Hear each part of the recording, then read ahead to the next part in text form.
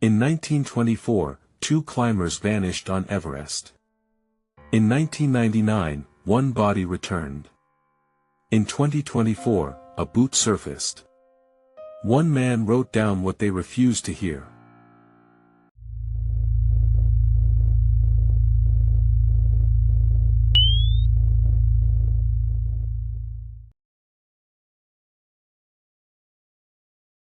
September 2024. Central Rongbuk Glacier, below the north face of Mount Everest. A documentary team is working a slow zigzag across folded ice when one of the climbers stops. Something is emerging from the surface. It looks, at first, like another piece of forgotten equipment, the kind of thing this glacier has been spitting out for decades. A tin can. A scrap of canvas. An old basket frame. They have walked past dozens of these. But this is a boot. Old leather, almost intact. And inside the boot, still inside, is a sock. They lift the sock. There is a label sewn into the fabric. 3 letters and a surname, stitched in red thread. A.C. Irvine. The team stands in absolute silence for a long moment. Then someone says the name out loud. Andrew Comyn Irvine. Sandy. 22 years old. Last seen on the 8th of June, 1924.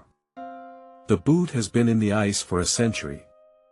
It melted out, the team estimates, perhaps a week before they reached this section of the glacier. A few more days of warm sun and it might have moved further down the moraine. They might have walked past it.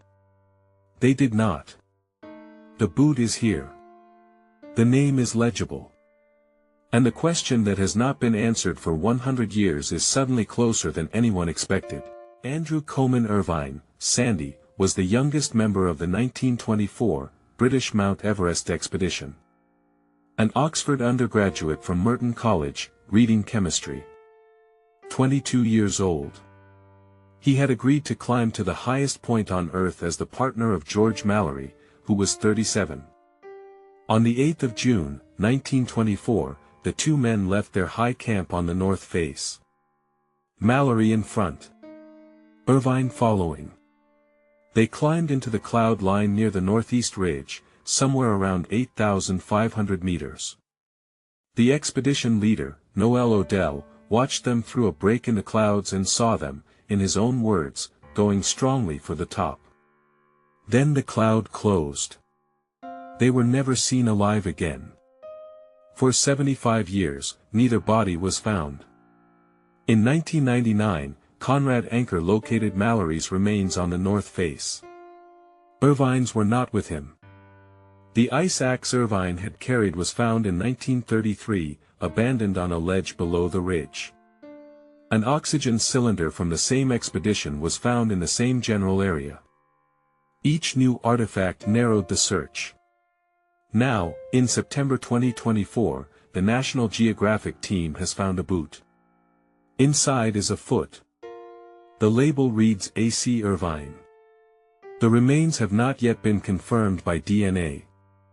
The find is, in the careful language of the documentary team, believed to be Irvine's. The 1924 expedition was not 2 men on a mountain. It was a column. Royal Geographical Society records show the team moved from Darjeeling through Tibet with hundreds of pack animals and a substantial corps of local high-altitude porters. 7 of those porters reached or assisted at the highest camps. 4 of them crossed 8,170 meters with loads of oxygen cylinders, food, and bedding for Mallory and Irvine's final attempt. They returned. The 2 climbers did not. The story that survived in print, in archive, in the official report, is the story of George Mallory and Andrew Sandy Irvine. The 7 porters appear briefly. Their full names are not always recorded.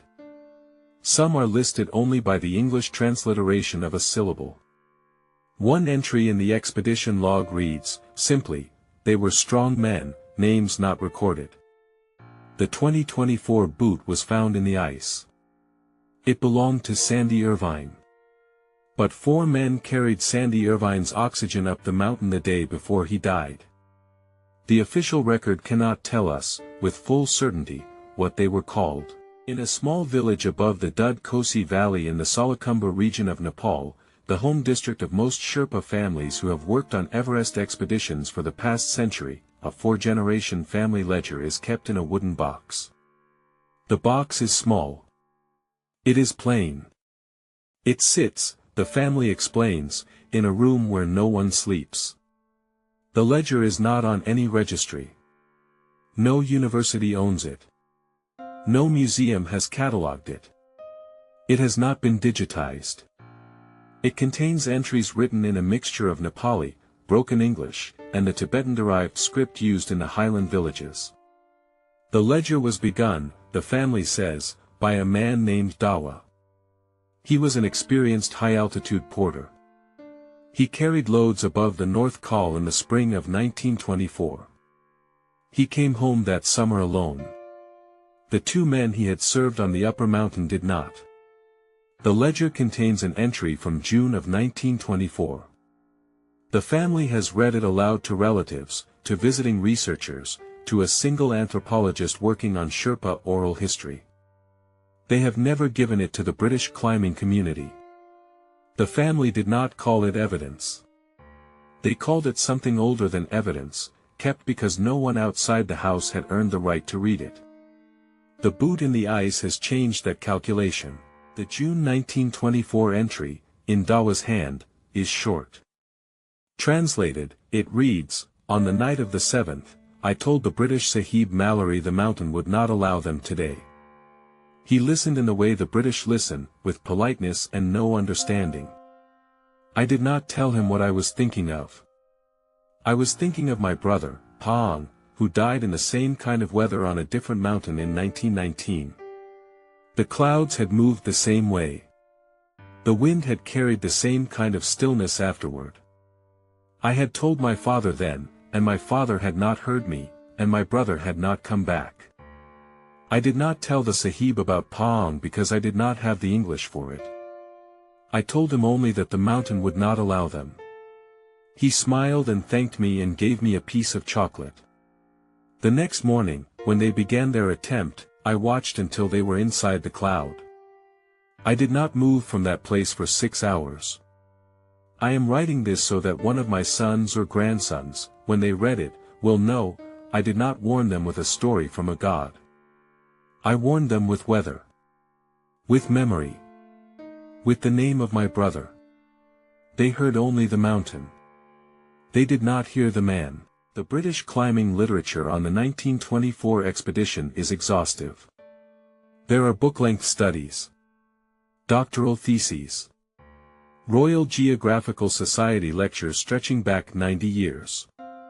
Mallory has biographers. Irvine has biographers.